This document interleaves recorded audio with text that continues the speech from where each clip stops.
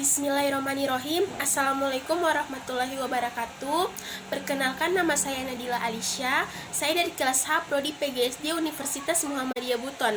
Pada kesempatan kali ini, saya akan menyelesaikan tugas wawasan kemaritiman yang ketujuh, yaitu materi terkait tentang pengertian pencemaran laut.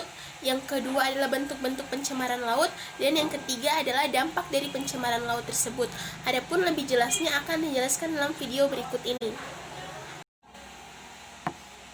Yang pertama, definisi pencemaran laut.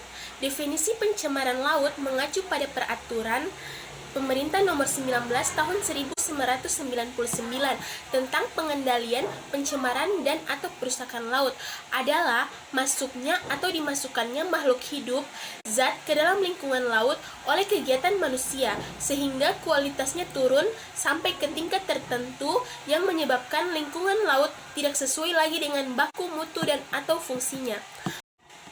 Yang kedua, bentuk-bentuk pencemaran laut. Adapun bentuk-bentuk pencemaran laut, yang pertama adalah pembuangan limbah industri.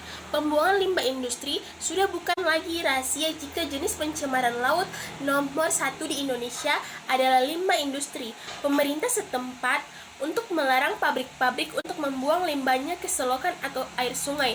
Namun, tetap masih ada saja banyak industri yang membuang limbah pabriknya ke sungai, bahkan ke laut. Perlu Anda ketahui, limbah industri mengandung logam berbahaya. Zat berbahaya ini tidak bisa diurai oleh organisme dekomposer yang hidup di laut. Dampak buruk dari pembuangan limbah industri ke laut adalah pasti banyaknya makhluk hidup yang mati. Berikutnya adalah tumpahan minyak.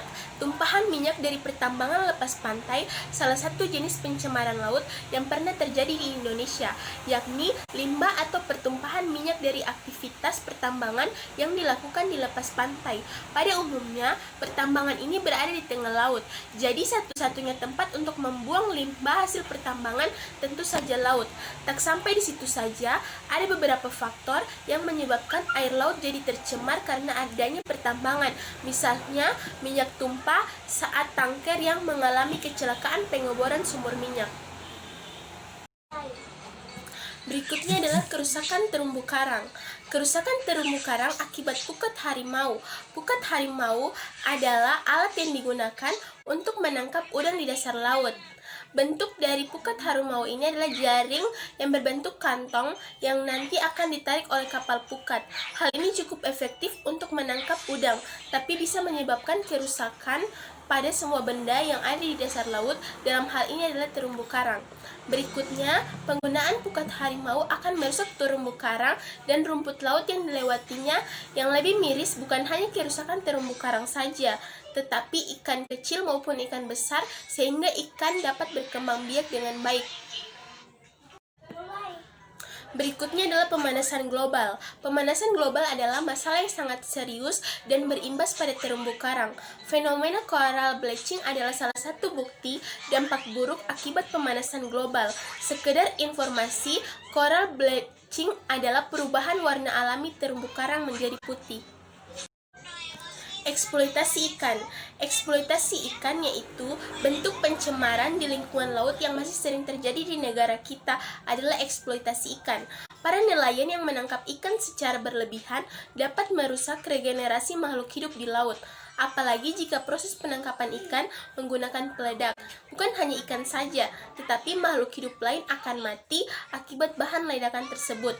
Apapun caranya, eksploitasi ikan memang bentuk pencemaran laut yang serius. Penangkapan ikan secara berlebihan sudah pasti akan merusak kelangsungan hidup ekosistem laut. Berikutnya, kontaminasi pestisida. Pestisida merupakan bahan kimia yang dipakai untuk membunuh hama tanaman. Sekilas rasanya tidak mungkin jika pestisida ini mencemari laut yang luas. Namun, perlu Anda ingat bahwa laut bisa Anda bayangkan jika air sungai terkontaminasi oleh pestisida. Laut sebagai muaranya juga akan tercemar juga. Berikutnya, air laut yang sudah terkontaminasi pestisida akan diserap oleh ikan dan makhluk laut lainnya. Pada akhirnya, kandungan pestisida akan mengendap pada tubuh ikan dan ikan tersebut menjadi beracun. Ikan yang terkontaminasi pestisida itu mungkin akan ditangkap oleh nelayan, dijual di pasar dan disantap oleh Anda. Berikutnya dampak pencemaran laut. Yang pertama, adanya pencemaran akan berdampak terhadap penurunan kualitas perairan, sehingga akan mengganggu berlangsungnya proses biologi maupun fisiologi organisme laut. Dan dengan demikian akan menyebabkan kematian yang pada akhirnya akan menurunkan populasi dan keanekaragaman hayati, rusaknya biota air laut, mengganggunya keseimbangan ekosistem air laut, serta kerusakan pada ekosistem bakau dan terumbu karang yang menyebabkan abrasi. Sekian penjelasan dari saya, semoga apa yang saya sampaikan dapat dipahami dan dimengerti dan bermanfaat bagi kita semua. Wabillahi taufiq wal hidayah. Wassalamualaikum warahmatullahi wabarakatuh.